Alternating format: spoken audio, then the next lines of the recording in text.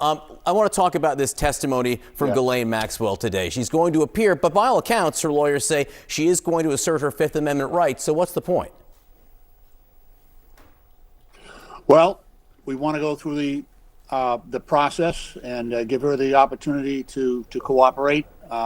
As you mentioned, John, she did indicate through her attorneys that she'll exercise her Fifth Amendment rights and will not testify. But we said that we would try every method to try to get to the bottom of all this, and certainly she is the one person who, through all of this, was at Epstein's side, and she could unlock all of this by cooperation, but she has chosen not to do so.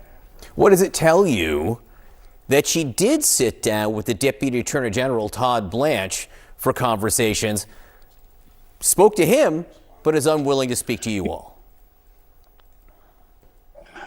Honestly, I believe all of that was witness tampering on the part of the president and his attorney, Todd Blanche. They spoke, and immediately she was taken out of that prison and relocated in a detention center with much more privileges and much more freedom than she had in the first prison she was at. And then thereafter, and continuously, she has refused to cooperate. So what does that tell you? If she, in this imaginary world where she would answer questions before your committee today, what would be the first thing you would ask her? Well, she knows all the people who are involved in this network. There were approximately 1,000 victims over the length of this, beginning, I believe, in 2005 or 2008 in Florida. So, and those victims weren't victimized just by Ghislaine Maxwell and Epstein. There are a lot of people involved here, some very powerful people, and that would be my question. Would be, name those names. Let us hold everyone accountable who abused these young girls. Give them justice. Epstein files, the scandal now stirring new controversy abroad, landing at the front steps of 10 Downing Street.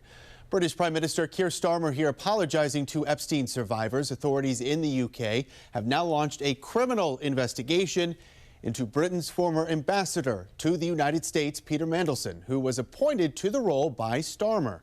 Files released by the DOJ last week show he may have shared confidential financial documents with the late convicted sex offender. He lied repeatedly to my team when asked about his relationship with Epstein before and during his tenure as ambassador. I regret appointing him. If I knew then what I know now, he would never have been anywhere near government. Now to a live shot here over Capitol Hill in Washington, D.C. Both Bill and Hillary Clinton have agreed to testify before the House Oversight Committee later this month. And the former Secretary of State issuing a direct challenge today to committee chair James Comer. She wrote on X today here, quote, "So let's stop the games if you want this fight, James Comer. Let's have it in public. You love to talk about transparency. There's nothing more transparent than a public hearing, cameras on." Comer said earlier this week that the subpoenas call for recorded private depositions of the Clintons, but said once finished, a public hearing could happen. Released documents connected to the Jeffrey Epstein files show previously undisclosed discussions about media acquisitions in the U.S. Virgin Islands, including references to Scranton-based Times Shamrock Communications. The records include a series of emails and a confidential business memorandum sent by James P. McGee, a consultant with the Newgrange Consulting Group, to Epstein in 2013. McGee discussed the possible sale of the Virgin Islands Daily News, which was owned at the time by Times Shamrock. There is no indication in the documents that Epstein ultimately invested in or acquired the Daily News. They've protected predators, convicted pedophiles like Ghislaine Maxwell, infinitely more than they have done for survivors and victims of Jeffrey Epstein, Ghislaine Maxwell, in the largest global sex trafficking ring in history. I call her the second sweetheart deal, because really, why should a convicted pedophile and sex offender be in a cushy prison right now when she should be in a maximum security prison as determined by law. That's not me deciding that. That's what the law says. Tonight, the chairman of the 2028 LA Olympics facing calls to resign. He's in the Epstein files. Newly released emails show Casey Wasserman exchanging flirty and racy messages with Epstein's ex-girlfriend, Ghislaine Maxwell.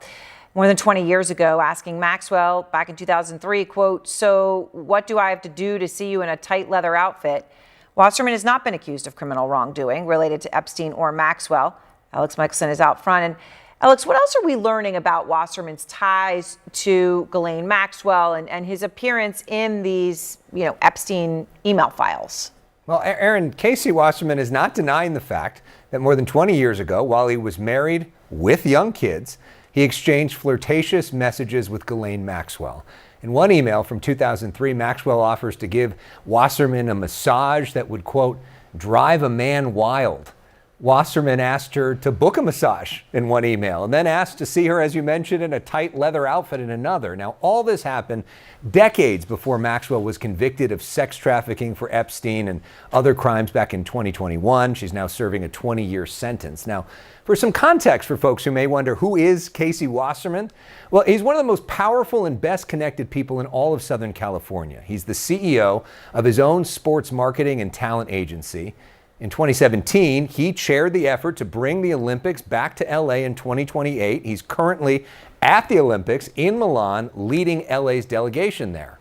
Now, after the emails with Maxwell came out this week, LA County Supervisor Janice Hahn, City Council Member Monica Rodriguez, City Controller Kenneth Mejia, District Supervisor Lindsay Horvath, or County Supervisor Lindsay Horvath, all called on him to step aside. Here's what Horvath told me on the set of our show, The Story Is. They need to have a leader who maybe isn't affiliated with a convicted human trafficker. We need LA 28 to take seriously their relationship to the women who are coming to these games. And we need to make sure that Los Angeles is putting its best foot forward. And I think this is going to continue to be a distraction at best in order for the city to get that work done. So you want him to step down? I think if he doesn't, LA 28 board has to step in and make that happen.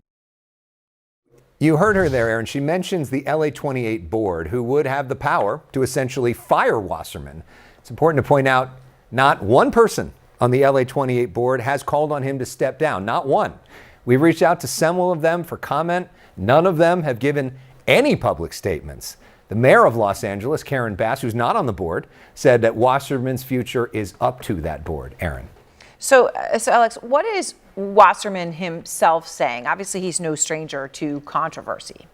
Yeah, well, he's in Milan right now, where he's leading the delegation, and there have been times where he's had the potential opportunity to interact with the press, and he's reportedly gone out of his way to avoid Q&A sessions with reporters there. He denied our request for an interview. He did issue this statement. We'll put it up on the screen. Quote, "I deeply regret my correspondence with Ghislaine Maxwell, which took place over 2 decades ago, long before her horrific crimes came to light.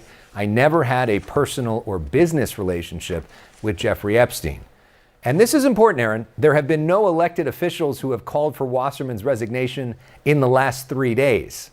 Wasserman has no plans to leave his job, Aaron. It seems like, for now, he's in it. Yes, no, it certainly does. And of course, there are others who may have consequences, but well before he does, if he has any. Thank you so much.